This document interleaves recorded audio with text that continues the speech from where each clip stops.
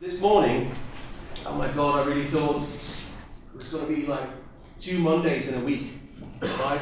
In the US, I know, they really like big feathered birds, but they just made a turkey. Yeah, no offense. Where are you, Chris? No offense. So, anybody that bowls? Anybody know bowling? You know what a turkey is? When you strike 3 times. So we've just been informed by the Huffington Post that Mr. Trump has been elected president, and they won both chambers as well. So that's 3 strikes are out, or something like that. I don't know. On the way in, I got a message that one of the speakers has taken ill. So we had to adapt and overcome, which we're going to do.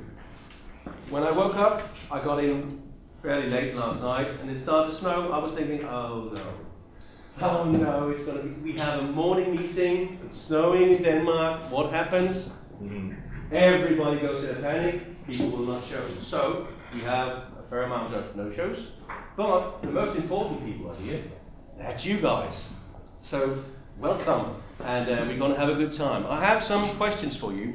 We're going to prolong some of the speaks with 5-10 minutes. We still are going to have plenty of time for what we people in Denmark like the most: coffee. So we will not forget that. How many people in here are from the deaf side of your business? Okay, how many is from the upside? Okay, and we will try to integrate that and cover both parts. It's going to be fairly technical to begin with, because we thought you've just had the coffee, you can take it. So it's going to be fairly technical, and then we're going to talk about what's in it for me as a company to do Devops. And in the end, ta-da, we're going to have a panel discussion with the 4 speakers left, and we're going to ask you questions, you're going to ask the questions for the panel. And I think that the acoustic in here is good enough, so I don't have to run around with a microphone. You just have to speak up when you have questions. Some of the speakers wouldn't mind taking questions during. Other speakers would like you to wait until it's done, and then we're going to take all the questions. Anybody who is confused with what I've just been blabbering about for the past 5 minutes? I know, Marko, I know, but I mean, you can be saved. So, without further ado, welcome, and please give a great hand for Dr. Heikki Hemmelainen, who is the Finnish boss of this prestigious company, or one of them. So please, warm welcome to Heikki.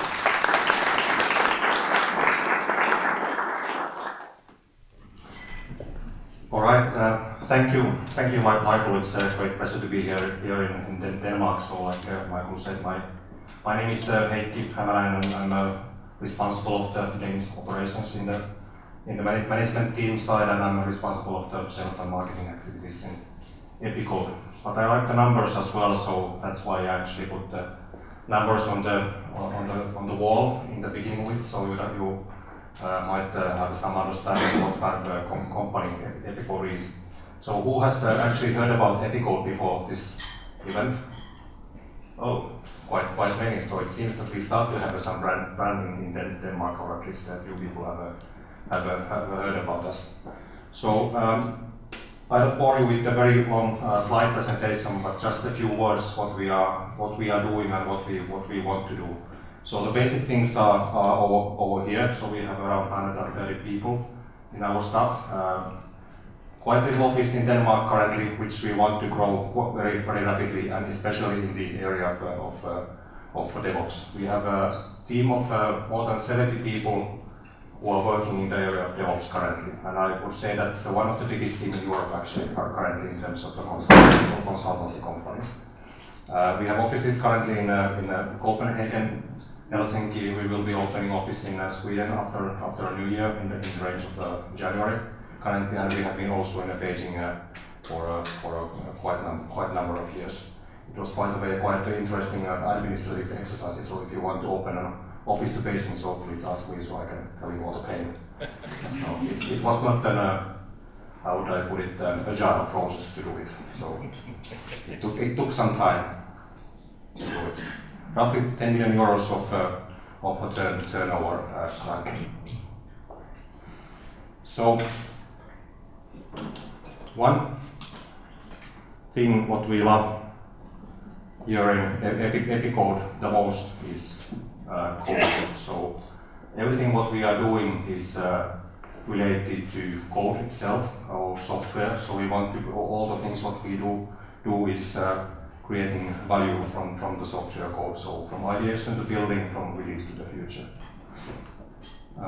We also had a small project a few months ago where we asked from all of our staff that what should be actually the vision of this company. So we have been around since 2005, so more than 10 years, and our heritage started from actually like in many companies in Finland. So we started as a subcontractor for Nokia Corporation, and our first project was actually a Devops project. It was Nokia's version control system, and we are still actually handling the Nokia's version control system plus many other systems for the Nokia Corporation. So the DNA for the great software development for the Devops that started already more than 10 decades ago. So that's first project was related to DevOps, and everything what we are doing is building the future of software development. And that came out of our staff, so we asked from all of our 130 people that what should be the vision of the company, and this came, and we voted too, so we had an election, not as a drastic election than in the US today, but we had a great election in our company, and this is what came from the staff.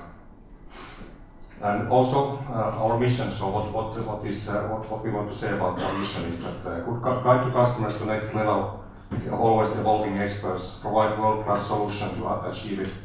But also work should be fun. So make product creation fun again. So that's one thing in our company. So we want to be a really good workplace for our people, because we can do it so that's something what we can embrace to our customers, and we can be better company and create better services for our customers as well. We do 4 things. We start from the service design, which we are not going to talk about today. So the thing what we are mostly concentrate today is about the automation. So that's I would say the thing what we are really concentrating in the area of DevOps. So if you think that over here is 100% automation, that the bots are doing everything, and over here is, for example, manual testing.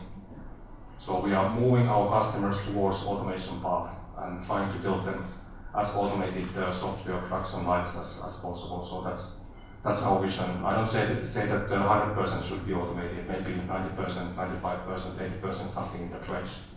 But multiple things in the area of DevOps are very manual still today, and we try to automate whatever we can.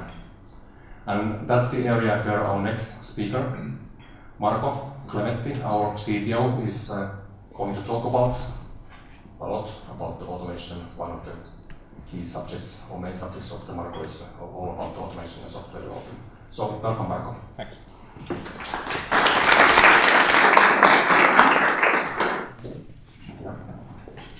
Can you guys hear me if I speak at this volume? Yeah. Cool. Some nodding in the background, so nice.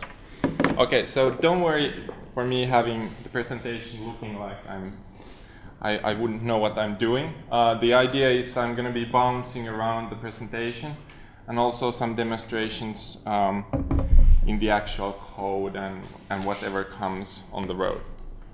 So first of all, of course, welcome everybody. I'm really happy to see so many people here today. I'm the CTO currently of the company. I started the so-called Devops unit 2007. We called it Software Production Improvement back then. We were 2. And as you heard from Heikki and Michael, we are now 70, which means that there is something behind DevOps. There is something behind moving traditional organizations to a modern software production, to a digital services. Today I'm gonna cover around 3 topics. The most important topic, of course coming as the last one, is 6 guidances for you to actually implement in your organizations to be more effective in the path of DevOps. The 6 guidances have been picked from roughly 100 audits around the Europe I've done to organizations, and they should be in such a form that they're both understandable from the business point of view and understandable from the development point of view. Before that, I'm gonna talk a bit about what is DevOps and how we see that it's transforming the current digital world, the current traditional industry, and what are behind there. And somewhere in the mid, I'm gonna talk about the new paths of DevOps. So if you guys have already taken automation or DevOps practices like combining development, production, having cloud services, maybe even Docker, I'll be asking about that later. What are the next steps in your organization if you are already well in the path of DevOps? I encourage you to interrupt me, but if you just want to listen, that's also okay. And then you can just ask me afterwards. So when we talk about DevOps to new organizations, we usually start by saying it's a 3rd generation of software development, following waterfall and agile. Of course, if you already know DevOps, you know that it's not exactly true, but it's easy to say as a concept of, now that you've thought of agile development, you have your agile teams working in development, how do you combine all the other parts of the organization to also follow the agile methods? How do you encourage them to actually take the business requirement and take it to production as fast as possible? DevOps is based on, the ideas behind are based on the modern tools and processes. But actually when you start to implement them, you're gonna find out that it's actually your internal organization processes that need changing, almost always. So having test automation or having deployment to virtual environment or containers doesn't solve any of your problems. It makes them visible so you can start tackling them. The key idea behind DevOps, as we see, is that getting rid of the boring work, trying to make it automatic, giving it to the robots, and then giving the customer-oriented work to all of the people in the organization. So, for example, just a bank in Germany I did an audit to. When the development team started working there, they received a 600-page requirement manual saying, now you can start coding. Which means that the customer had been met 2 years ago before the development started. And there was this business unit that had formed a 600-page requirement catalog for the development team. So it's naturally invaluable. So it doesn't, like, what they had to do is just toss away the manual and start meeting the business people, start meeting the customers. And this is also something that comes in a way with DevOps.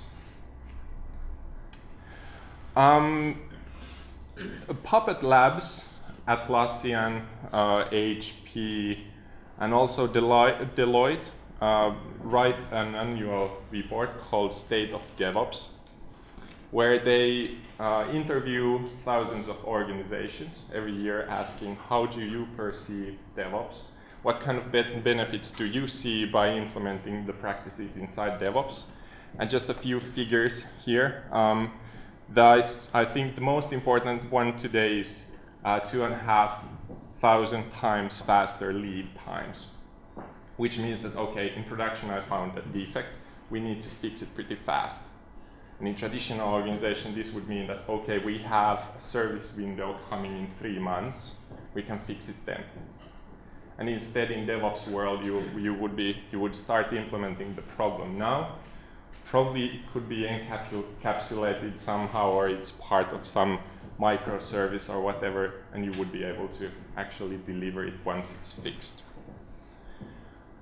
Also, from our customers, one of the most important ones is the 70% less costs in regression testing. So many organizations we've seen, the national railways, the national broadband, all of the teleoperators that are our customers, they usually have teams of regression testers doing the manual testing on all of the changes in the software code.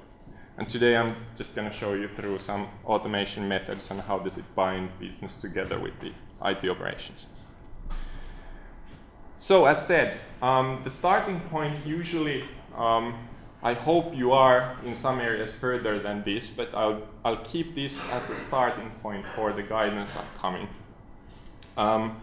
As said, many of the bank audits I've done, the organization is usually formed in such a way that there is business, there's development, and then there's IT operations. The classical formation of 3 silos. And then when I go in and ask, are you following DevOps methods? They answer yes. Are you doing agile development? They answer yes. And when I ask, what is the newest software project you are running on? And they say that, okay, it's this digital project we are currently developing in an agile manner. And then the next question, when did you actually start planning the project? And the answer is 2 years ago. Which means that the organizations think they're agile, they think they are following DevOps, but actually they have at least months of gap from the first formation of the requirements or the first formation of the innovation to the development, and no ability to follow the requirements from the beginning to the production. In modern world, as you have seen lots of the new services like Airbnb or Uber, and well, Facebook and Google of course started it, but the modern world is formed in such a way that you need to be able to try out new innovations as fast as possible. So instead of having the 2-year planning before going into development and then going into production, you need to find a way to actually pilot the new innovations, or have to be able to actually, instead of having the 3 or 6 month service window, be able to deliver the value to your customers as fast as possible. And it goes for all of the organizations, not only startups, but also big banks, teleoperators, all the traditional industries. So, how do we see DevOps? In a traditional world, as already said, the development goes roughly by writing the requirements management. Then pushing the requirements for development, it's either outsourced or insourced, but a different organization. And then once it's ready, it's acceptance tested, manually maybe, and then going to production development in the service window. What DevOps does, it reveals the underlying things as you would open the hood of a car. So what is under the development phase? How is it bound to the business requirements? How it's bound to the actual requirements of the customer? And how it's then bound to the end stages of how do you actually verify that the requirements we had have been fulfilled, are working as we wanted them to be, and how are they deployed? And from then on, once they're deployed, how do I know if it's actually working in production? How did the last deployment change the functionalities? What requirements were delivered in the last delivery? Without anyone manually making the Excel sheet saying that, okay, Jira tickets 123, 150, and 172 are now in production. Because they're all behind some digital tool like Jira or Robot Framework or some virtualization OpenStack maybe, where you can follow through the whole pipeline. I will come to that also with examples later. So kind of the first phase of DevOps is usually starting to look into what is happening inside the actual pipeline, the actual process of the software production. And then, especially in the Northern Europe or Nordics, I've seen that the last two slides have been understood. Okay. The last two slides have been already understood by companies. They've started to build their software production pipeline. They've started to implement common tools and practices in their organization. So what's the natural next step? The natural next step is to first focus on the time to market.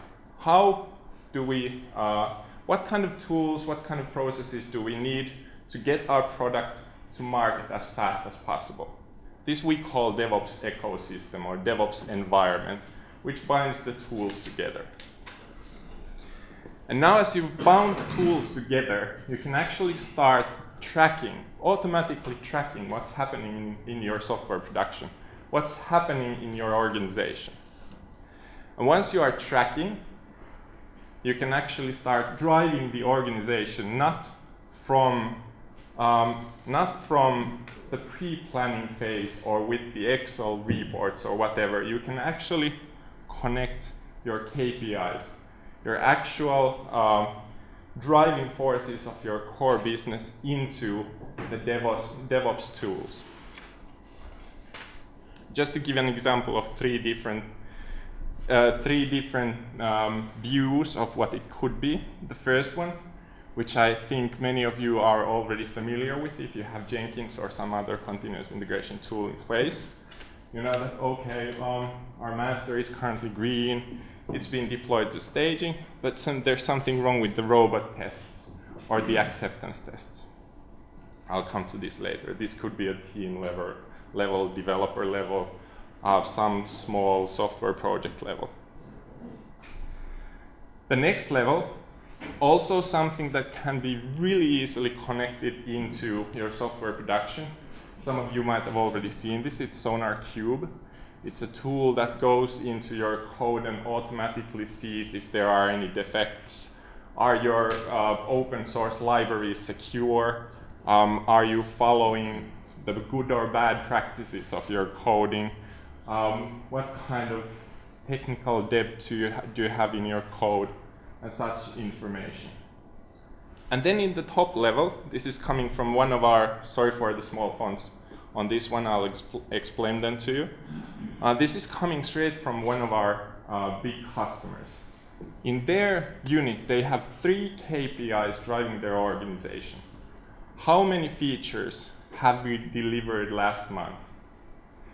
What was the health, or what was our service quality like on the production server environment, and what incidents did we gather last month from our customers or from the production service.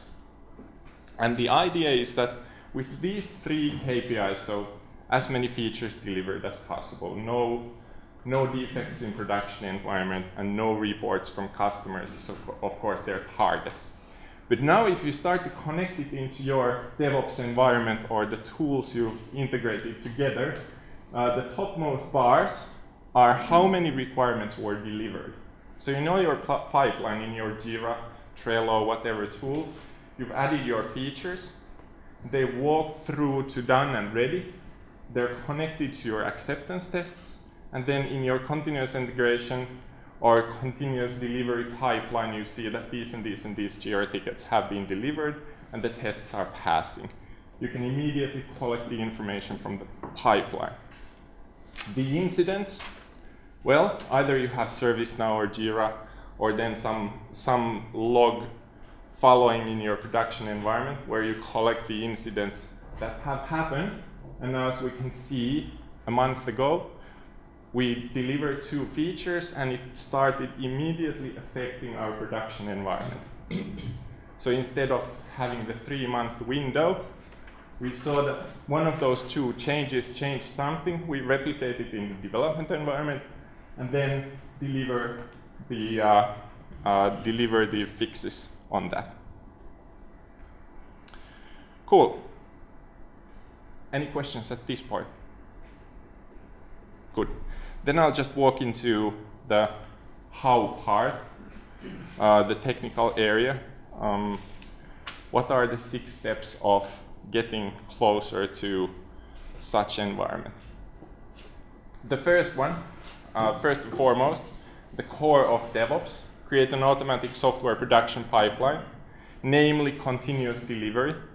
But I kind of hate the name continuous delivery because in our organizations, especially in bigger organizations, everybody just says that we are never going to do continuous delivery because we need to have security checks and we need to have our customers' acceptance, and we are a bank, we just simply cannot do such updates in our environments. So instead, I'm speaking of automatic software production pipeline, which means that try to automate all the phases you can. If you have manual gates where you need to stop the process for a while, do have them too. But then, when the process continues, there is no reason why it shouldn't be automatic from then on. Here's, as some of you probably already see or have seen before, is an example from a continuous integration tool called Jenkins. In Jenkins, in the modern continuous integration, it doesn't matter if it's Jenkins or some other Travis, Circle, CI, whatever you are fancy of using. In the modern continuous integration, instead of having different jobs and manually defined steps, you start creating pipelines. So for example, in our company, when we do new projects, we have a farm of virtual environments. And when a build starts, it picks one virtual environment, installs Docker. I'll come to this later, also ask if it's familiar, it doesn't matter for now. Installs Docker, and then starts a production-like environment running in different containers, building the whole environment of the production environment, and then running the test cases, for example, automatic acceptance tests on a production-like environment. And then if the build passes, it usually does some kind of a release, candidate release. So here we can see orchestrated container environment, which Markus is going to talk more in the next speech. But running, making an upgrade to say we have a backend up and running, stopping the current running service, and then starting the new one. And then when it sees that, okay, it's running fine, it confirms it and it's updated. It took seconds, which you can see from here. So that's the first one. Aim to automate all the parts that you can. If you can't, stop it and then continue with the automation on the next areas. This is one of the most important ones. We have one big customer in Finland which created a guide of best practices in our company. 200 pages with leather covers.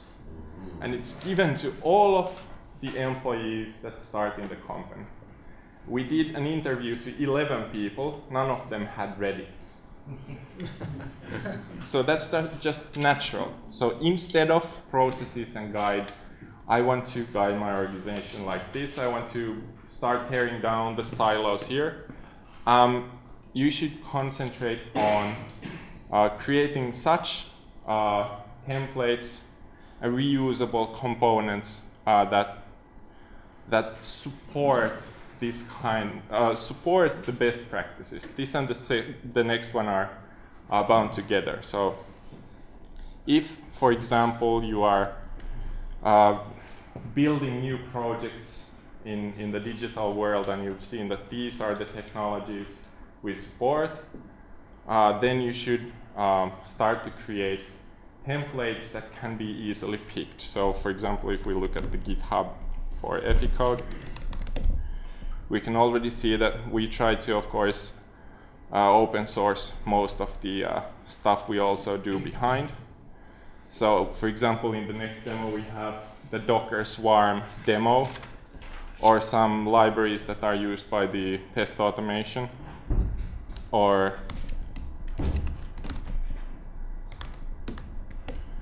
we are developing software with React and Redux, which is probably also familiar to you guys.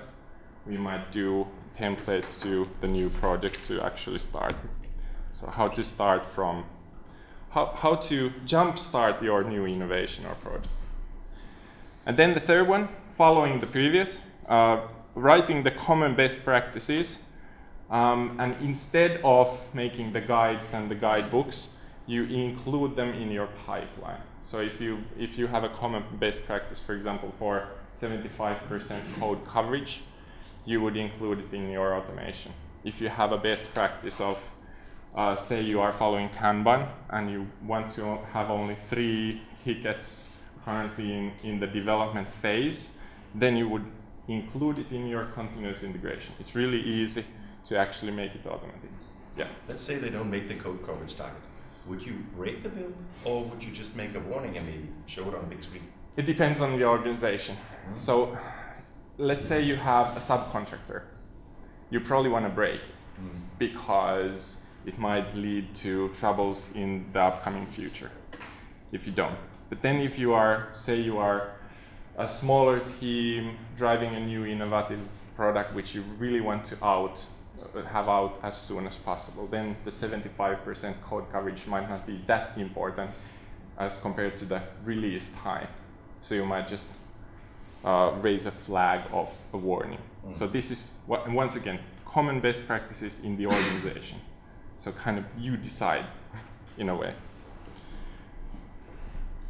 The fourth one is out of the box, in a way.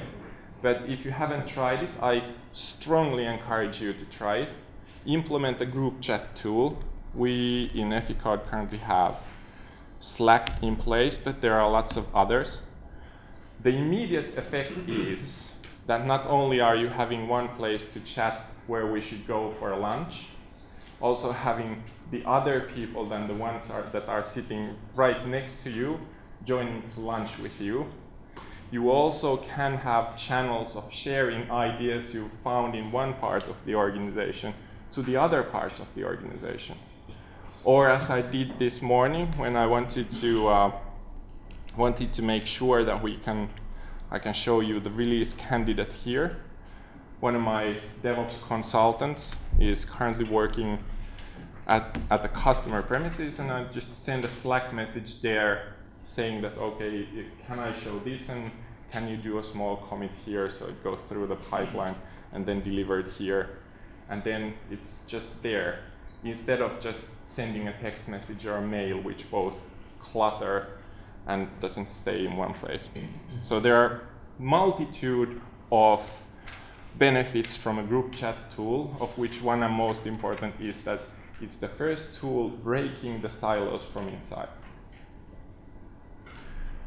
5, make cloud technologies, containers, the core of your software development. Markus, once again, will be talking about this soon, but I'll just quickly show what I mean. Sorry for going on the very technical level in here. But if we look at it from the production environment point of view, usually in our customers, the whole continuous delivery pipeline or software production pipeline stops into release candidate or staging environment because it's too big a jump from the staging environment to production environment. And traditionally, when the developers are running their test cases, whatever, on their own computer, so they run their test cases here, define that, okay, I had my database installed on this computer, I have my tests written here, I have my Node version, for example, here, and I have my Mocha version, which is the test tool here. I have them set on this computer. So where the future is actually going is that you run the test cases in virtual environment, namely Docker containers. So instead of running anything on your own computer, you set up a virtual environment which is mimicking the production environment. And actually it's not even mimicking, it's exactly the same. And you run the test cases even while you're on your own computer. You run the test cases in such an environment that has been set up as a production environment. With all, I'll show the visual, how it's visually looking.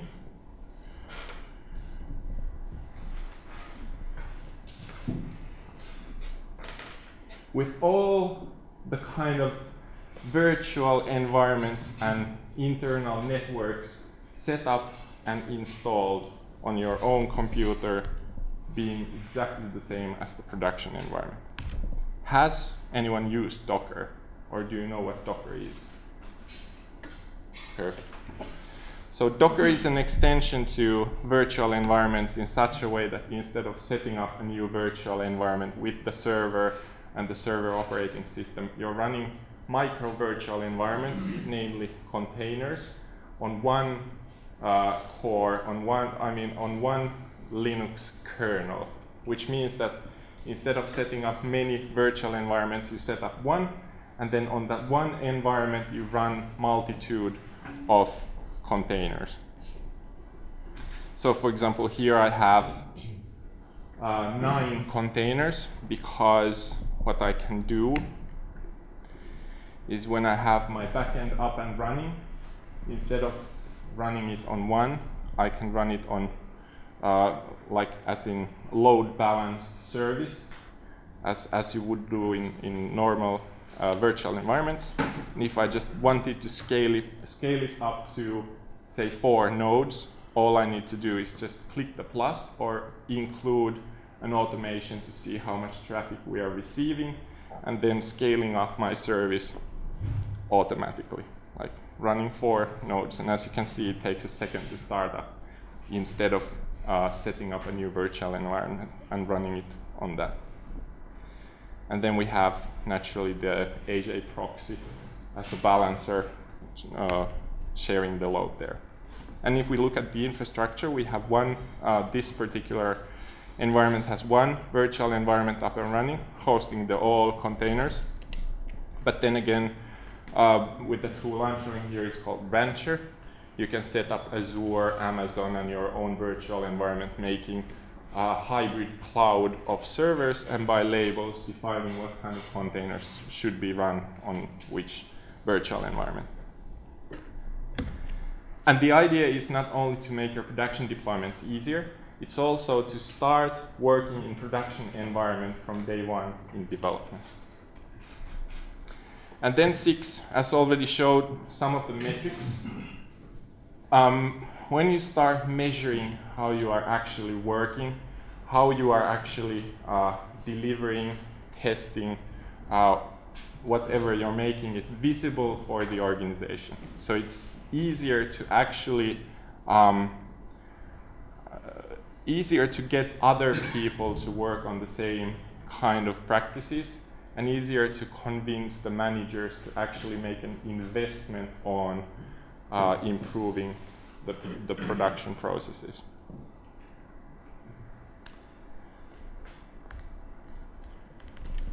I'll just quickly show you the test automation at this point, just as one example of the measuring. So here is one of our bank customers where we test through different types of uses of their internet bank, like logging in with different kinds of accounts, like wrong username, wrong password, then making payments to other accounts, and making sure that the payment isn't transferred until it's verified by the backend. And as you can see, while it's running there in the backend, I can show you how the test cases actually look. So as you can see, in the modern DevOps world, you actually write the test cases in such a way that the whole organization can build discussion around not only the requirements, but also the test cases. So here, 6 test cases: wrong username, wrong password, empty username and password. And then, as you can see from the keywords here, it's pretty easy to follow that you are going to the home page, inputting username, password, clicking button, log in, and you should see an error. So the testing in modern world is both readable, and then when we go into the log, we can see that, okay, our tests took roughly half a minute to run. Most of the tests passed, but there was one problem with transferring money from account to another, and then you can see that, okay, here's a screenshot of the current state and what kind of a problem there was. So here's one example of not only writing the test cases, but also writing measurement on how long the tests took and how were they connected into the original requirements. Good. Pretty tightly packed, so I would encourage you to make questions at this point. Good. So what do you do to convince top-level managers that they need to spend money on DevOps? What is the sort of, I mean, it's a different language. This is very easy for technicians to understand why this is awesome. Yeah, absolutely. But what about the rest of them? Yeah, so there are 2 ways that we've seen that are helping the most. The first one is an example from other companies of the same industry. So, as I earlier today said to one of you, that the companies have started to take DevOps practices in use in completely different areas of their organization, in completely different places, by just deciding that this part is most important to us today. And it might be the management decision, or it might be a team that has decided that we should take Jenkins in use, have done the work to actually include all the libraries in there, and then it had just started to spread inside the organization without the management knowing it. So for us, it always comes from the example from other places, and then attaching some kind of a measurement to what were the benefits when we did this. And then the third one would be, as I said, like spreading underneath. There's always, in every organization, there are, as we call them, propeller heads or nerds that have come, that are fed up with the way things are working today and have made solutions to actually make it easier, usually coming from the open source community of DevOps. And then after implementing them, you've started to build your common processes and tools without even knowing it. And then it's starting to spread. And if there is someone who's interested enough, they will pick the idea and that will become one of the organization processes. So these are the 3, I would say.